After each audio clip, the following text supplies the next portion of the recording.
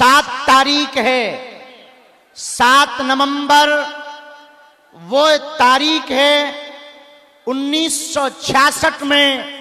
इसी 7 नवंबर को इसी दिल्ली में साधु संत बच्चों के ऊपर गोलियां चलाई गई थी।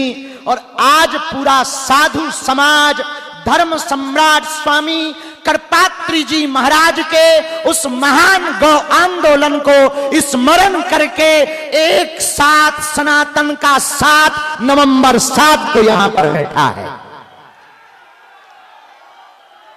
आज का ही वो दिन था जब धर्म विरोधी ताकतों ने, सत्ता पर बैठे हुए सत्ताधीशों ने निहत्थे संतों पर और हमारी सबकी प्राण, हम सबके प्राण गौ माता के ऊपर गोलियां चलाई थी। हम बदला तो नहीं ले सकते, लेकिन संत समाज आज 7 नवंबर को एक साथ बैठकर धर्म सम्राट स्वामी करपात्री जी के उस अभियान को स्मरण करके आज इसी दिल्ली में ये कह रहा है कि तुम कितना भी हमें मिटाओ, हम मिटेंगे नहीं, हम झुकेंगे नहीं, हम रुकेंगे नहीं। इसीलिए 7 नवंबर से ही सनातन हिंदू एकता पदयात्रा का दृढ़ संकल्प लिया। जितने भी बागेश्वर धाम के पागल पूरे मैदान में खड़े हैं, एक बात गांठ बांध लें, अपनी ये पदयात्रा राजनीतिक पदयात्रा नहीं, आध्यात्मिक पदयात्रा है। राजनीतिक होती तो हम वृंदावन से दिल्ली तक आते, आध्यात्मिक है इसलिए दिल्ली से वृंदावन जा रहे हैं। ये पूरी पदयात्रा कास्टवाद जो भारत में है, हम चाहते हैं जातियां तो रहें पर जातियों का अहंकार न रहे। और अब प्रण ठान लिया, सबने मन में मान लिया, साधु संतों का कमंडल और बागेश्वर धाम का मंडल 16 तारीख तक चलेगा। गांव गांव गली गली में शोर होगा, सनातन का जोर होगा, हिंदुओं की एकता होगी, धर्म विरोधी और देश को बिगाड़ने वालों की ठटरी भरेगी। 2-3 बातें हम बहुत विनम्रता पूर्वक आज कहना चाह रहे। ये पदयात्रा 80 करोड़ हिंदुओं की है। भारत में रहने वाले 150 करोड़ भारतीयों के हित के लिए 150 किलोमीटर की पदयात्रा है। इस देश में रहने वाला प्रत्येक व्यक्ति सनातनी है, जो सनातनी नहीं है वो तनातनी है।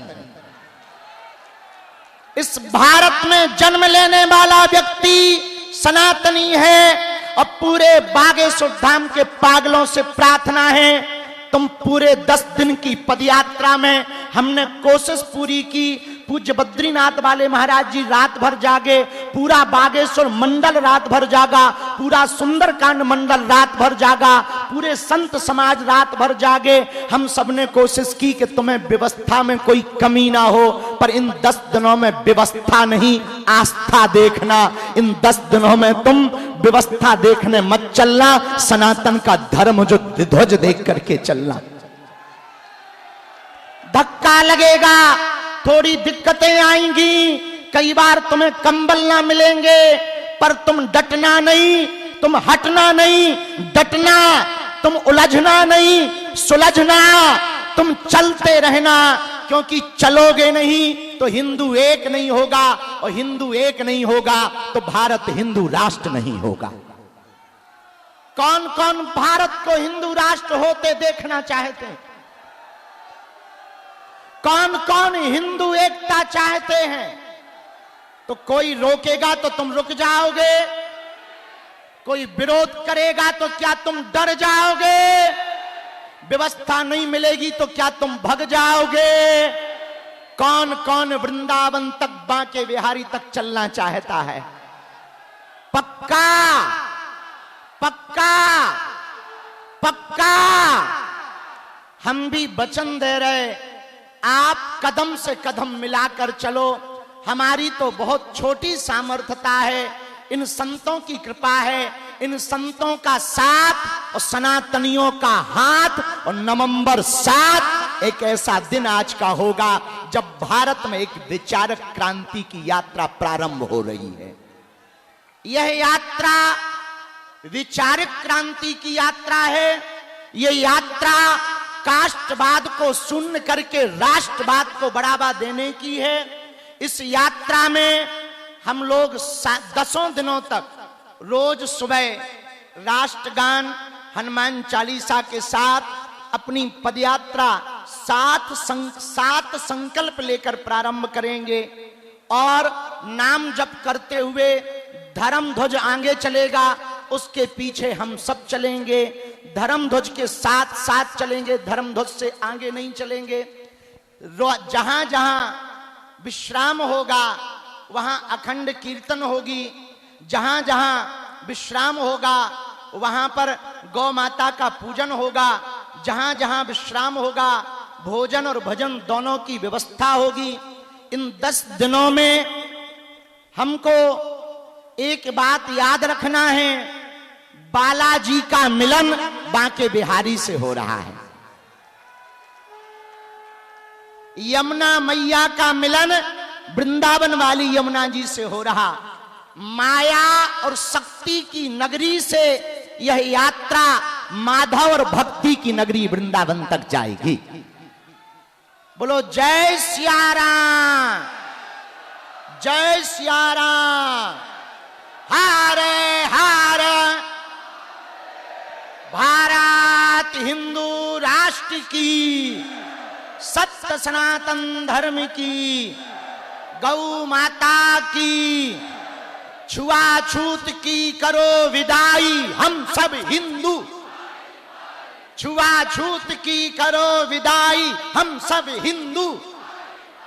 भेदभाव की करो विदाई हम सब हिंदू। हम सब हिंदू, हम सब हिंदू।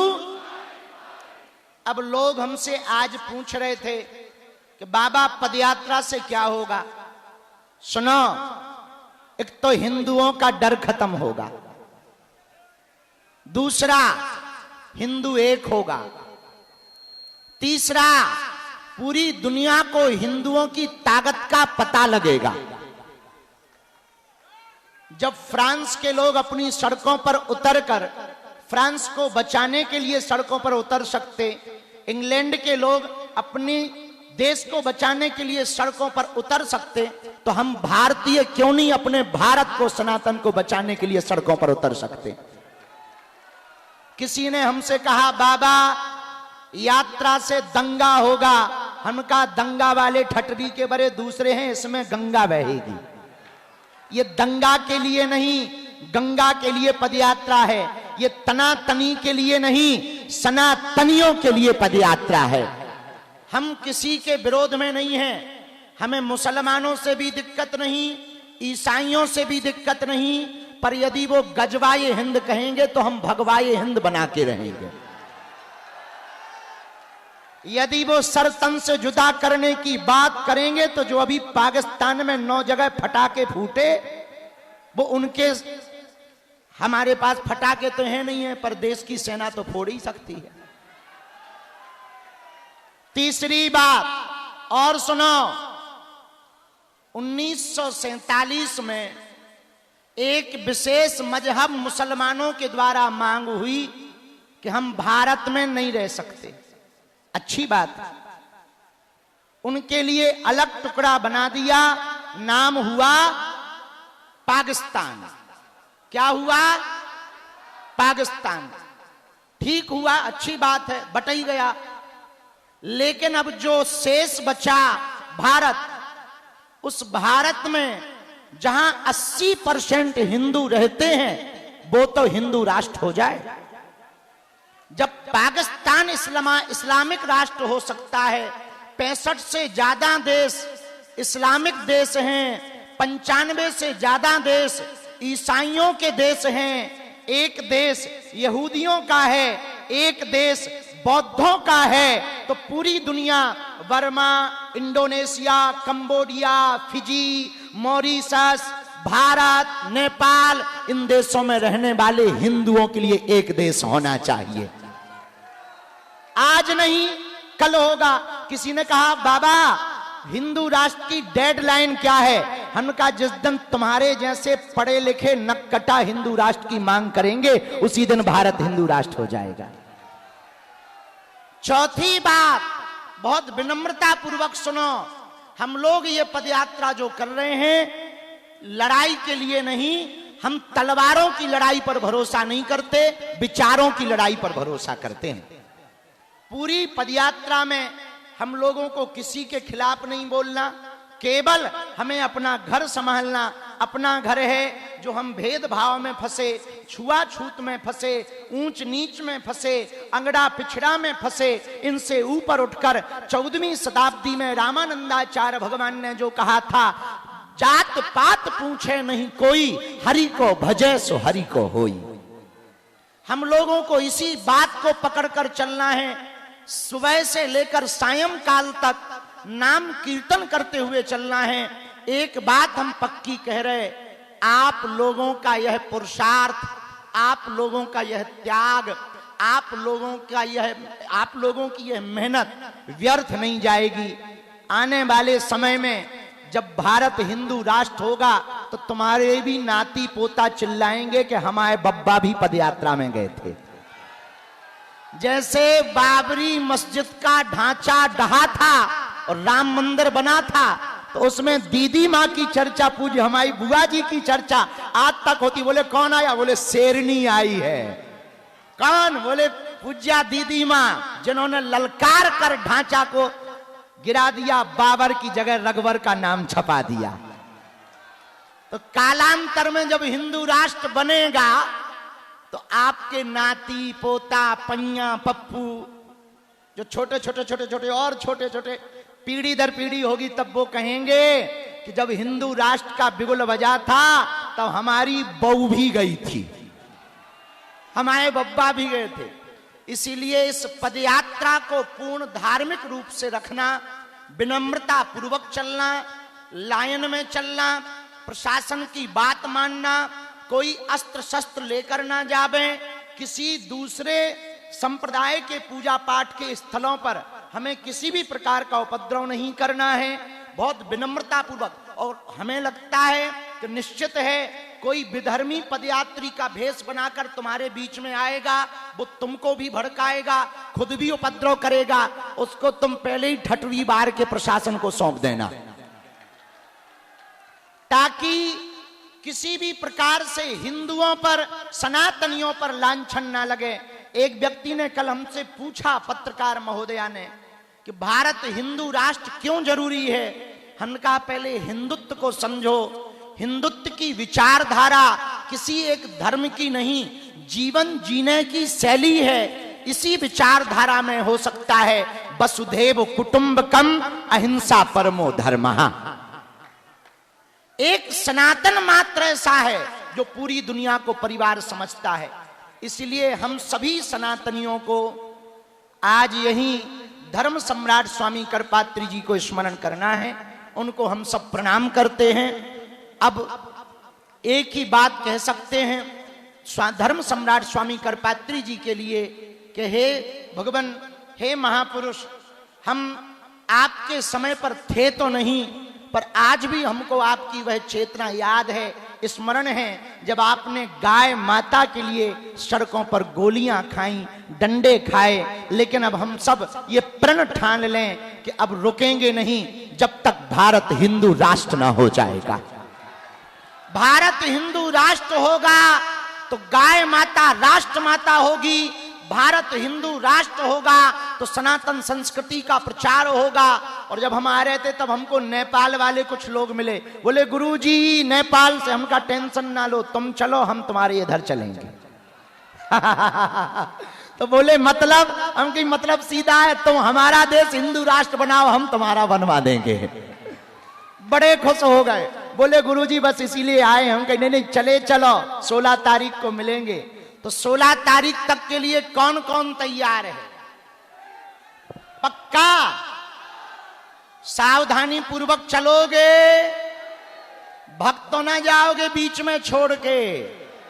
और सुनो, हम बीच में आप लोगों को मिलते रहेंगे, हम स्वयं बुलवा लिया करेंगे, मिलते रहेंगे। जहां दोपहर के प्रसाद के लिए रुकेंगे या रात्रि के प्रसाद के लिए रुकेंगे तो बुलवा लिया करेंगे।